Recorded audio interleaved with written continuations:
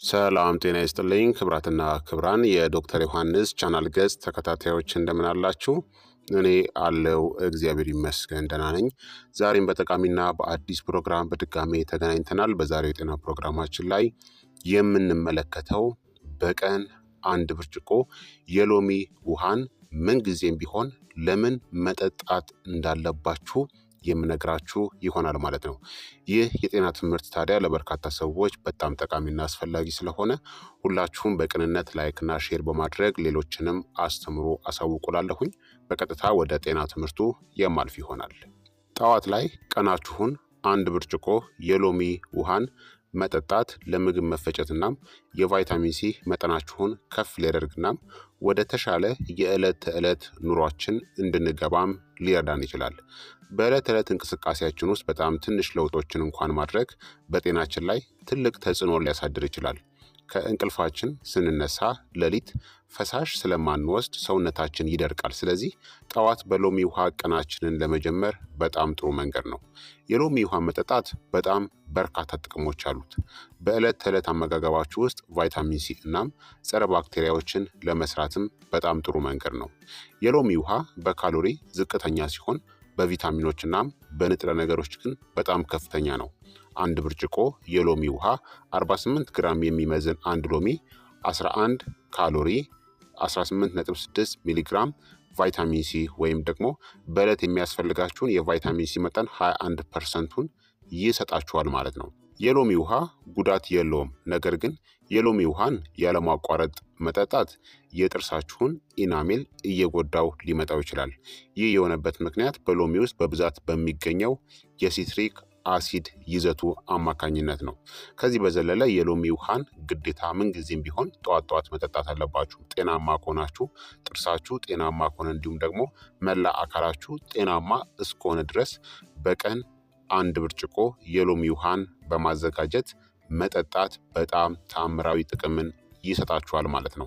ለምን መጠጣት እንዳለባችሁ እነግራችኋለሁኝ። የሎሚ ውሃን ጠዋት ላይ ለምን መጠጣት እንዳለባችሁ ልንገራችሁ። የሎሚ ውሃን በማንኛውም ጊዜ መጠጣት ይቻላል። ነገር ግን ብዙ ሰዎች ጠዋትን ይመርጣሉ። ከእንቅልፋችሁ ስትነሱ ወዲያውኑ ሰውነታችሁን ለማጠጣት በጣም ጥሩ መንገድ ነው። በተጨማሪም ሎሚ ቀናችሁን ከመጀመራችሁ በፊት የቫይታሚን ሲ ፍጆታችሁን ይጨምራል። እናም ሎሚ ለምግብ መፍጫ ስርዓታችን የጤና ጠቀሜታዎቹን ሊኖሩት ስለሚችል በባዶ ሆድ መጠጣት በጣም ጥሩ ነው ማለት ነው። ታዲያ የሎሚ ውሃን ብትጠጡ የምታገኙት ወሳኝ የሆኑ ጠቀሜታዎች ምን እንደሆኑ አጠር አድርጌ እነግራችኋለሁ። አንደኛና ዋና ተግባሩ ምንድን ነው? የኩላሊት ጠጠርን ለመከላከል ስለሚረዳ ነው። የሎሚ ውሃ በተለያዩ ምክንያቶች የኩላሊት ጠጠርን ለመከላከል በጣም ጠቃሚ ነው። ሎሚ በሲትሪክ አሲድ የበለጸገ በመሆኑ የኩላሊት ጠጠር መፈጠርን ይከላከላል። በተለይም በሎሚ ውስጥ ያለው ሲትሪክ አሲድ የኩላሊት ጠጠር እንዳይፈጠር ያግዳልና በትክክል ከመፈጠሩ በፊት ትናንሽ ድንጋዮችንም ሊሰብር ይችላል። ሲትሪክ አሲድ በሽንት ውስጥ ከካልሽየም ጋር ይጣመራል። ክሪስታል እንዳይፈጠርናም ድንጋይ እንዳይፈጠርም ይከላከላል። የሎሚ ውሃን መጠጣት የፈሳሽ መጠንን ለመጨመር ይረዳል። ይህም የኩላሊት ጠጠርን ለመከላከል በጣም ጠቃሚ ነው። በቂ ያልሆነ የሰውነት እርጥበት በሽንት ውስጥ ያሉትን ንጥረ ነገሮች ወደ ድንጋይ መፈጠር እንዲያመሩ ያደርጋቸዋል። ሎሚ አሲድ ቢሆንም በሰውነታችን ውስጥ ሜታቦሊዝም ሲፈጠር የአልካላይዜሽን ተጽዕኖ ይኖረዋል። ይህም የሽንት አሲድነት እንዲቀንስ ይረዳል። ይህም የኩላሊት ጠጠር እንዳይፈጠር አስተዋጽኦ ያደርጋል። ሎሚ በኩላሊት እናም በሽንት ቧንቧ ላይ የሚከሰት እብጠትን የሚቀንስ ጸረ ብግነት ወይም ደግሞ አንቲ ኢንፍላማቶሪ ባህሪ ስላለው የድንጋይ መፈጠርንም ይከላከላል። የሎሚ ውሃ አጠቃላይ የሽንት ቧንቧ ጤናን ከፍ ለማድረግ ይረዳል። ይህም የኩላሊት ጠጠር መፈጠርን የሚያስከትሉ ሁኔታዎችን ይከላከላል። ዋናው ጠቀሜታው የኩላሊት ጠጠርን ለመከላከል ይረዳል። ሁለተኛ ደግሞ በጣም ከፍተኛ የሆነ የአንቲ ኦክሲዳንትስ ይዘቶችን ይሰጣችኋል። የሎሚ ውሃ በሎሚ ውስጥ የተለያዩ ውህዶች በቫይታሚን ሲ፣ ፍላቮኖይድ እና ሌሎች አንቲኦክሲዳንቶች በመኖራቸው ምክንያት አንቲኦክሲዳንቶችን ይሰጣል። ሎሚ በቫይታሚን ሲ ከፍተኛ ይዘቱ የታወቀ ነው። ቫይታሚን ሲ ህዋሶችን በፍሪ ራዲካልስ ምክንያት ከሚመጣው የኦክሲዲቲቭ ጭንቀት የሚከላከል ኃይለኛ የሆነ አንቲኦክሲዳንትስ ነው። ፍሪ ራዲካሎች ደግሞ ሴሎችን ሊጎዱ እና ለእርጅናና ለተለያዩ በሽታዎች አስተዋጽኦ የሚያደርጉ የማይረጋጉ ሞለኪውሎች ናቸው። ቫይታሚን ሲ እነዚህን ፍሪ ራዲካሎችን ያስወግዳል፣ የህዋስ ጉዳትን ይከላከላልና አጠቃላይ ጤናንም ያበረታታል። ሎሚ በተጨማሪም ፍላቮኖይዶችን በውስጡ ይዟል። ፍላቮኖይድስ ጸረ ብግነት፣ ጸረ ካንሰርና የልብ መከላከያ ውጤቶች እንዳሉትም ተረጋግጧል። እነዚህ ውህዶች ፍሪ ራዲካሎችን ለማስወገድና በሰውነት ውስጥ የኦክሳይድ ውጥረትን ለመቀነስም ይረዳሉ።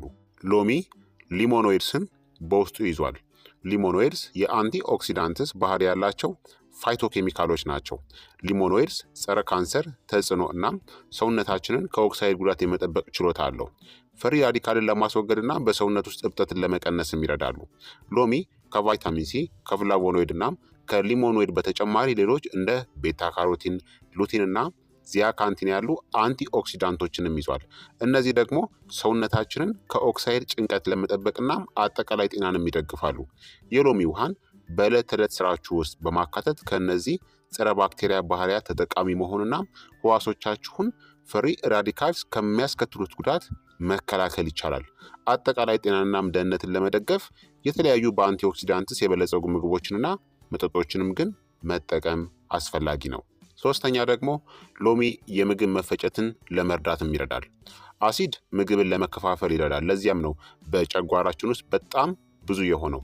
በሎሚ ውስጥ ያለው አሲድ በተለይ በጨጓራ ውስጥ የአሲድ መጠንን ለመጨመር ጠቃሚ ሊሆን ይችላል። ይህም በእድሜ እየገፋን ስንሄድ እየቀነሰ ስለሚሄድ ማለት ነው። አራተኛ ደግሞ የሰውነታችንን የእርጥበት ሚዛንን ለመጠበቅ ይረዳል። ሰውነታችን ዲሃይድሬት ሆነ ወይም ደግሞ ድርቀት አጋጠመው ማለት ለበርካታ በሽታዎች እንድንጋለጥ ያደርገናል። በየጠዋቱ ተነስተን አንድ ብርጭቆ የሎሚ ውሃን የምንጠጣ ከሆነ ሰውነታችን ሚዛናዊ የሆነ የእርጥበት ሚዛኑን እንዲጠብቅ ያደርገዋል ማለት ነው።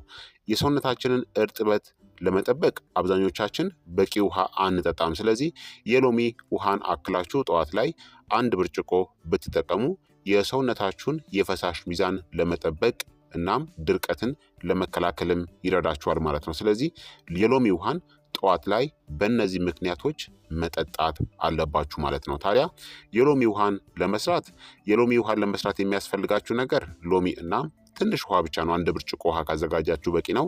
እናም ትኩስ ሎሚዎችን ተጠቀሙ። ውሃው ለብ ቢል ይመረጣል። በጣም ጎምዛዛ ከሆነ ሚዛናዊ ለማድረግ ከፈለጋችሁ ሌሎች ተፈጥሯዊ ቅመሞችን መጨመር ትችላላችሁ። እንደ ሚንት፣ ዝንጅብል፣ እርድ ወይም ደግሞ ማር ያሉ ነገሮችን ተፈጥሯዊ የሆኑ ጠቃሚ ንጥረ ነገሮችን መጨመር ትችላላችሁ ማለት ነው። ነገር ግን ማንኛውንም ተጨማሪ ስኳር ወይም ደግሞ ጣፋጭ ከልክ በላይ መጨመርን ማስወገድ አለባችሁ። ምክንያቱም ጣፋጭን የምትጠቀሙ ከሆነ ጉዳቱ ያመዝናል። በተለይ ይሄ ስኳርን መጠቀም የለባችሁም ማለት ነው። ነገር ግን በጣም ጎምዛዛ ከሆነባችሁ አንድ ማንኪያ ማርን ማከል ትችላላችሁ። ታዲያ የሎሚ ውሃን ከመጠጣት መቆጠብ ያለባቸው ወይም ደግሞ ጥንቃቄ ማድረግ ያለባቸውስ ምን አይነት ሰዎች ናቸው የሚለውን እንመለከታለን። የሎሚ ውሃ በአጠቃላይ ለአብዛኛዎቻችን ሰዎች በተመጣጣኝ መጠን ስንጠቀም ደህንነቱ እየተጠበቀ ነው ተብሎ የሚታሰብ ቢሆንም ከመጠጣት ግን መቆጠብ ያለባቸው አንዳንድ ሰዎች ሊኖሩ ይችላሉ ማለት ነው። እነዚህም አንደኛ የሲትረስ አለርጂ ያለባቸው ሰዎች ናቸው። አንዳንድ ሰዎች ሎሚን ጨምሮ ለሎሚ ፍራፍሬዎች አለርጂ ሊሆኑ ይችላሉ። የሎሚ ውሃ መጠጣት ደግሞ በእነዚህ አይነት ሰዎች ላይ የአለርጂ ምላሾችን ያስከትላል። ይህም እንደ እብጠት፣ ማሳከክ እናም የመተንፈስ ችግር የመሳሰሉ ምልክቶችን ያስከትላል። ለሎሚ አለርጂ ከሆናችሁ መጠቀም የለባችሁም። ሁለተኛ ደግሞ ከፍተኛ የሆነ የምግብ መፈጨት ችግር ያለባቸው ሰዎች ናቸው።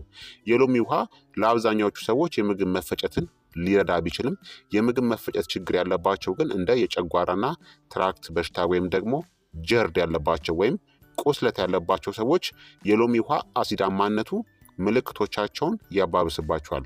በእነዚህ አይነት ሰዎች ላይ እንደ ቃድ፣ የሆድ እብጠትናም የሆድ ቁርጠትን ሊያስከትል ስለሚችል እንደነዚህ አይነት ችግር ካለባችሁ፣ ከፍተኛ የሆነ የምግብ መፈጨት ችግር ካለባችሁ የሎሚ ውሃን መጠቀም የለባችሁ። ምክንያቱም ከፍተኛ የሆነ የአሲድነት ይዘት ስላለው። ሶስተኛ ደግሞ ሴንሲቲቭ ወይም ደግሞ ስሜታዊ የሆነ ጥርስ ያላቸው ሰዎች ናቸው። የሎሚ ውሃ አሲዳማነት በጊዜ ሂደት የጥርሳችሁን ኢናሜልን በመሸርሸር ለጥርሳችሁ ስሜታዊነትና የመቦርቦር ተጋላጭነትን ይጨምረዋል። ቀድሞውንም ጥርሳችሁ በጣም የተጎዳ ወይም ደግሞ የኢናሜል መሸርሸር ያለባቸው ግለሰቦች የሎሚ ውሃ ፍጆታቸውን መገደብ ወይም ደግሞ ከጥርሶች ጋር ያለውን ግንኙነት ወይም ደግሞ ንክኪነቱን መቀነስ ይኖርባቸዋል። አራተኛ ደግሞ አንዳንድ መድኃኒቶችን የሚወስዱ ሰዎች ናቸው። አንዳንድ መድኃኒቶችን እንደ አንዳንድ አንቲባዮቲኮች፣ ጸረ ሂስታሚኖች እና የደም ግፊት መድኃኒቶች በሎሚ ውሃ ውስጥ ካሉት የሎሚ ውህዶች ጋር አሉታዊ የሆነ ግንኙነትን ሊፈጥሩ ይችላሉ። የመድኃኒትነቱን ውጤታማነትን ሊቀንሱ ወይም ደግሞ ጎጂ ውጤቶችን ሊያስከትል ይችላል። ማንኛውንም መድኃኒት የምትወስዱ ከሆነ የሎሚ ውሃ ከመጠቀማችሁ በፊት ከጤና ባለሙያ ጋር ግዴታ መማከር ጥሩ ነው ማለት ነው።